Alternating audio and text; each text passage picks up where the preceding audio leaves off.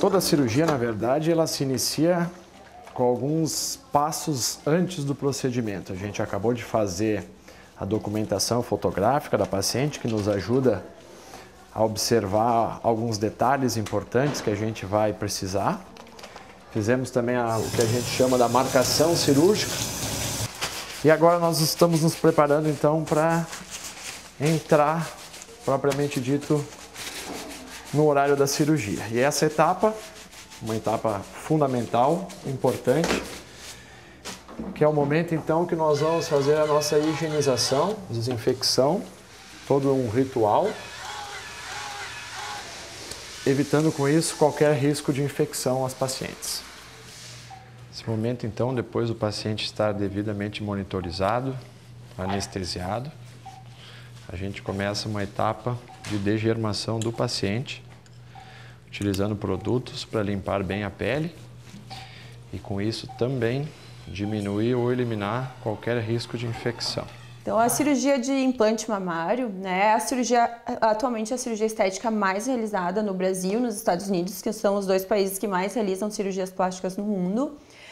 Então, essa cirurgia, quais são as indicações de colocação de prótese? Na verdade, a hipoplasia mamária, né, a hipomastia, que pode ser causada pelo próprio desenvolvimento do paciente, que já nunca teve mama, né, ou então pela própria atrofia da mama em paciente pós-gestacional ou paciente que teve grande perda de peso. Muitas vezes, só o implante de mama não é suficiente, tem que se associar à retirada de pele, então que a gente chama de mastopexia. Agora a gente faz a colocação do que a gente chama dos campos operatórios, todos eles esterilizados, isolando somente a área que nós vamos precisar operar. Agora nós vamos fazer uma etapa bem importante de qualquer cirurgia plástica, que é o que a gente chama da infiltração.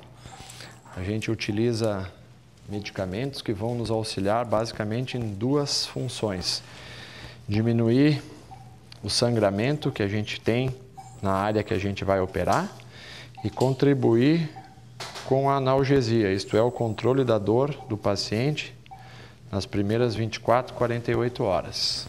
A cirurgia de prótese de mama, então, ela se inicia pela incisão cirúrgica, isto é, uma cicatriz que a gente normalmente posiciona na dobrinha inferior da mama. Existe também a possibilidade de fazer pelo bico do seio, pela axila, mas a mais comum é pelo sulco mamário, como a gente chama. É uma incisão que varia de 3 a 4 centímetros. E por esta cicatriz, então, é que a gente vai fazer a introdução das próteses de silicone.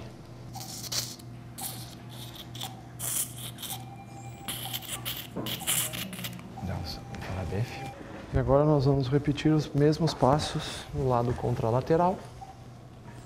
Então, após a criação do espaço, né, que a gente chama do descolamento, nesse caso, né, atrás do músculo submuscular, e a revisão toda da área para ver se não há nenhum tipo de sangramento, essa etapa agora que nós vamos fazer a colocação das próteses. A definição do tamanho das próteses não é feita durante a cirurgia, em raros casos, e sim na avaliação e no planejamento todo feito na consulta médica, que por parâmetros específicos de cada paciente, a gente define o tamanho das próteses.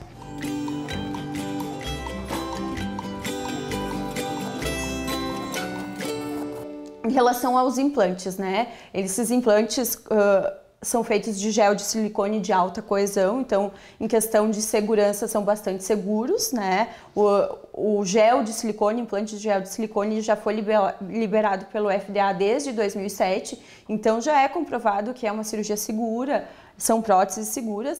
Então, agora, com todo o cuidado do que a gente explica da mínima manipulação do implante, né, da prótese de silicone, então ele vem todo esterilizado, somente o cirurgião plástico vai manipular a prótese, ela vai ser então introduzida naquele espaço previamente criado. Pega o farabefe aí.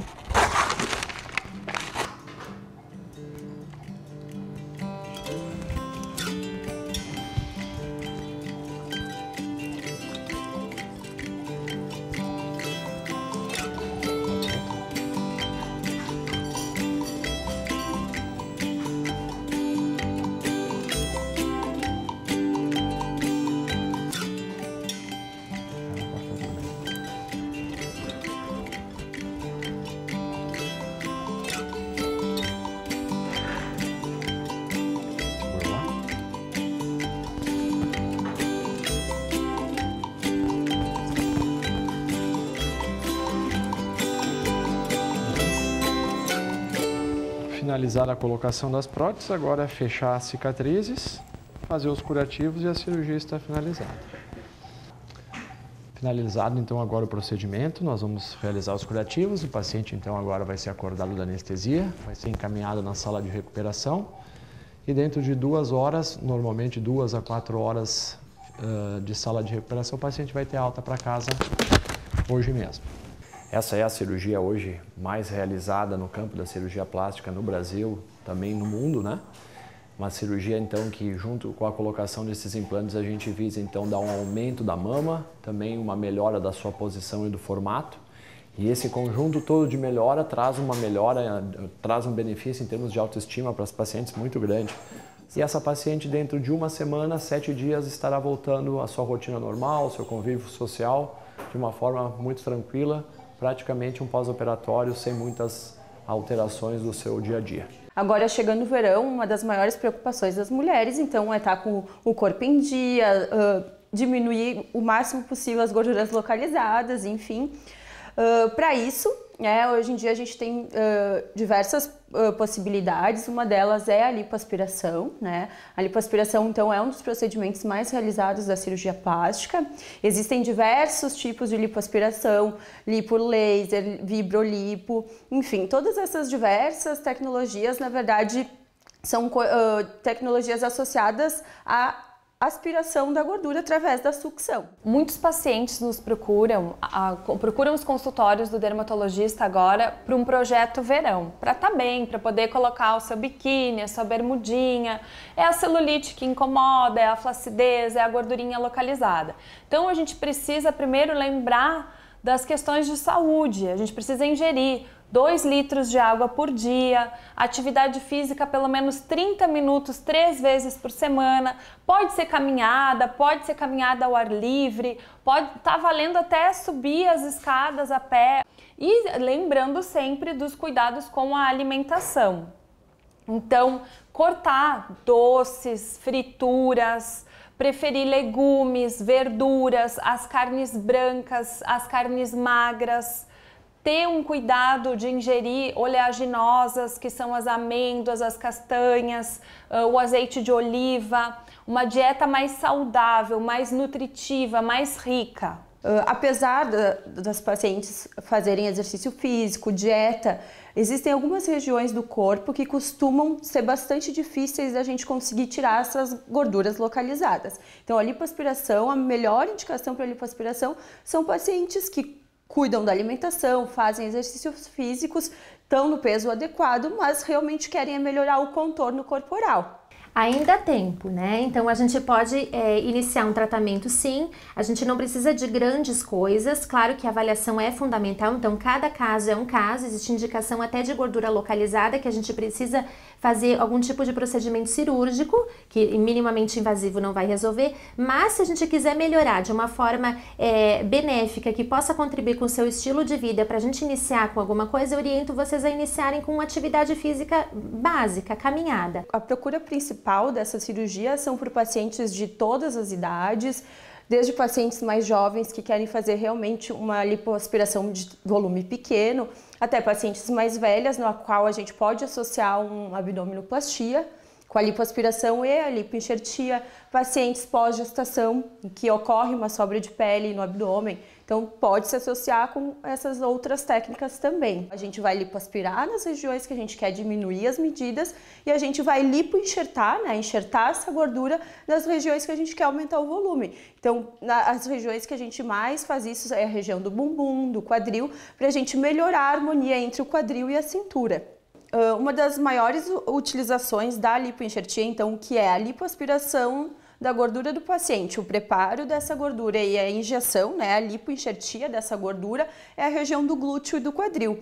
Então, a gente consegue ter resultados bastante naturais, melhorando bastante a região do glúteo, melhorando as proporções e tem um resultado e uma durabilidade a longo prazo excelentes. Sim, nós somos um país muito vaidoso, nós temos um preconceito em relação àquilo que não é bonito.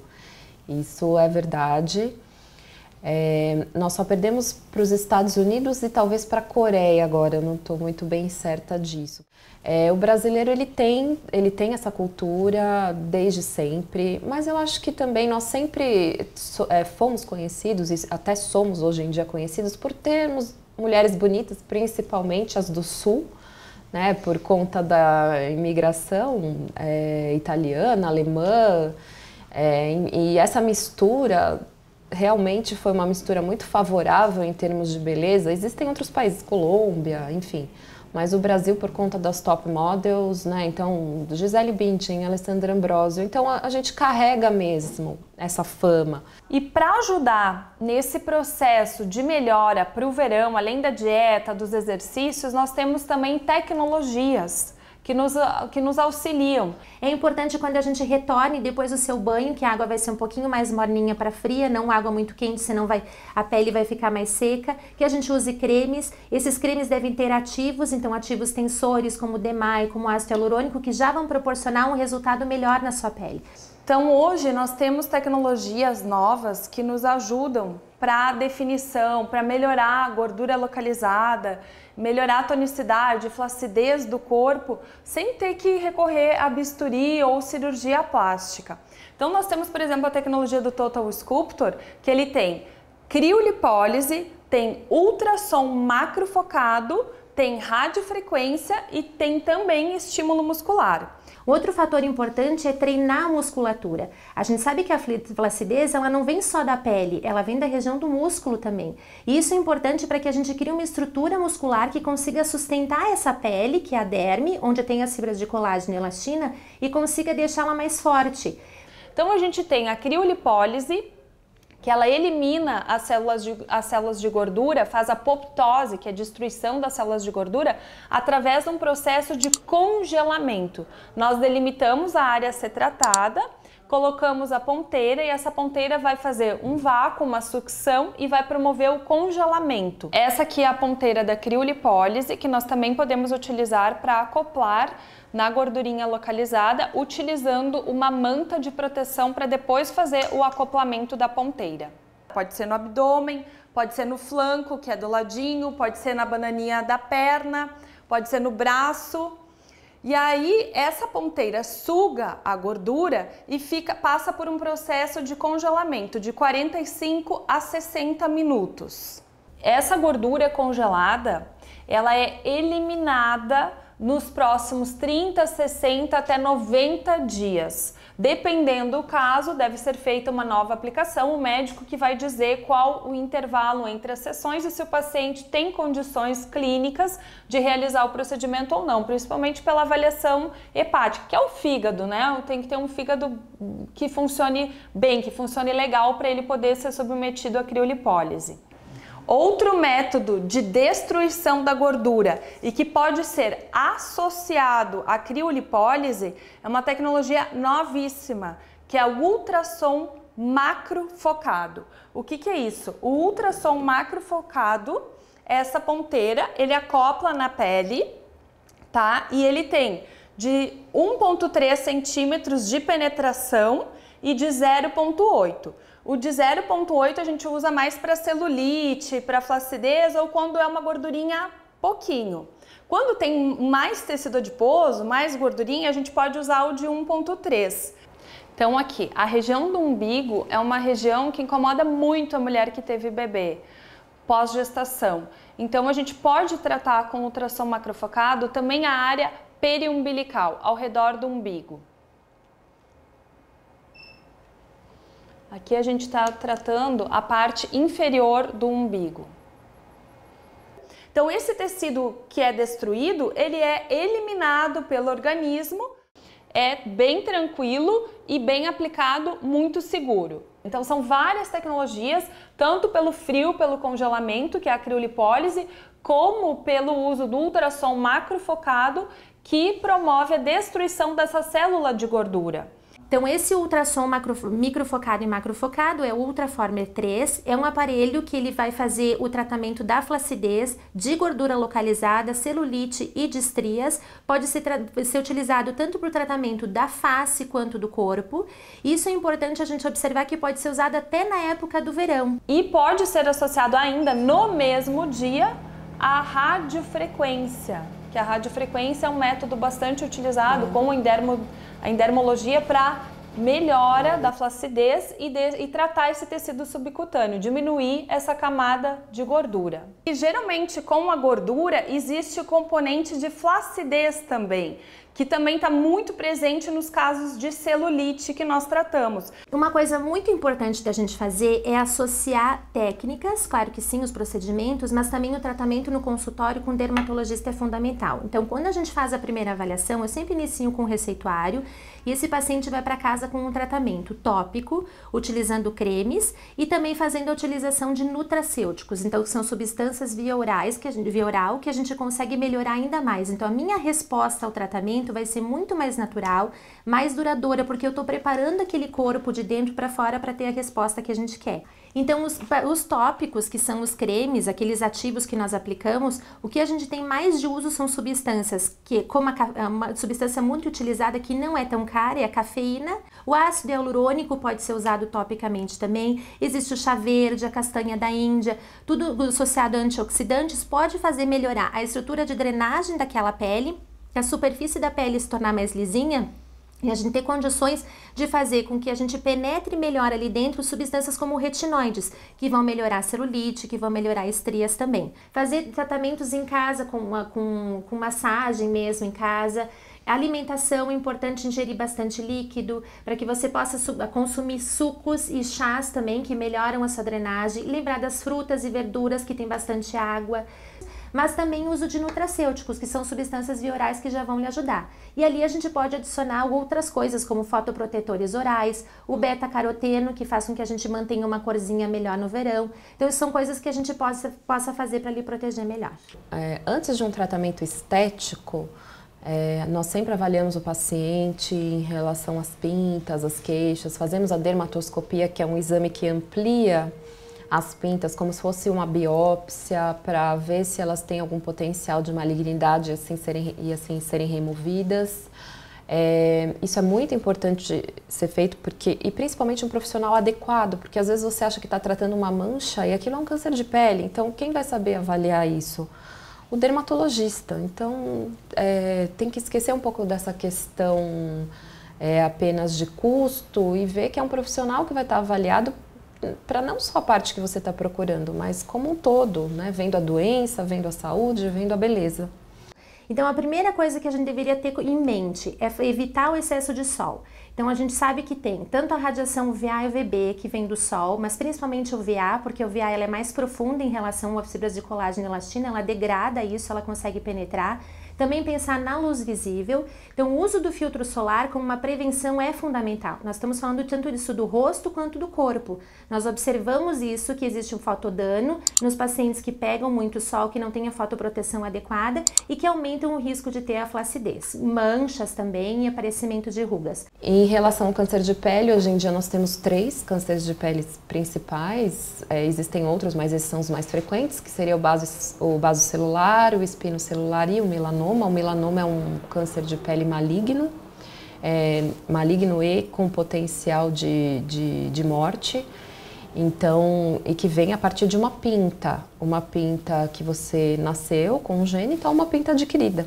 Então, por isso que é importante a frequência desse exame dermatológico em termos de câncer de pele, para ele ser diagnosticado precocemente. Então, todo tumor maligno que é diagnosticado precocemente tem muito mais chance de reversão. Então isso é muito importante. E normalmente ele é apenas uma manchinha, que eventualmente você vai num profissional inadequado e vai tratar aquilo como uma mancha de sol, como uma mancha senil. Então isso realmente é muito, muito importante. Nós vemos muito isso acontecer, infelizmente. Então, estamos convidando todos a participarem agora, dia 1º de dezembro, no ambulatório da Universidade de Caxias do Sul, da UX. Lá nós vamos estar no período da manhã e da tarde. Todos os pacientes, todas as pessoas interessadas em fazer avaliação gratuita da sua pele. Vai ser a campanha nacional de câncer de pele, que vai ser feita aqui em Caxias do Sul, mas em todo o Brasil. Isso é importante para que sejam identificadas as lesões que podem ser câncer de pele e lesões já com câncer de pele que no momento do diagnóstico já vão poder ser operadas. Existe uma equipe multidisciplinar que está responsável por isso, tanto dermatologistas quanto cirurgiões plásticos, que vão fazer o diagnóstico, o tratamento e já a orientação. Nesse momento também vão ter campanhas de prevenção, a gente vai estar fazendo palestras, então é muito importante a presença de todos. E é isso, câncer de pele é prevenção, filtro solar. O filtro solar, pelo consenso de câncer de pele da Sociedade Brasileira de Dermatologia, o fator seria 30, isso no dia a dia. Agora, se você vai se expor mais ao sol, vai ficar num período muito maior do que o normal, aí eu recomendo realmente aumentar para o fator 50, uma porque você vai ter mais sudorese, aquele filtro vai sair. Outra porque você teria que estar reaplicando a cada 2 horas e a gente vê que no corpo, no rosto até a gente tem um pouco mais de cuidado porque a área é menor, mas numa área maior, pouca gente você vê a praia, no exemplo, reaplicando um filtro solar corporal a cada 2 horas. Ou depois que entra na água, reaplica novamente. Então, e pela quantidade, é como se você usasse meio tubo por dia. Essa seria a quantidade correta. Então, realmente é difícil chegar nessa quantidade preconizada. Por isso que, às vezes, é melhor aumentar a proteção, porque hoje em dia você tem filtros também com tecnologia que acabam que duram um pouco mais de tempo e isso auxiliaria em termos de prevenção em relação a pintas, câncer e outros cânceres de pele.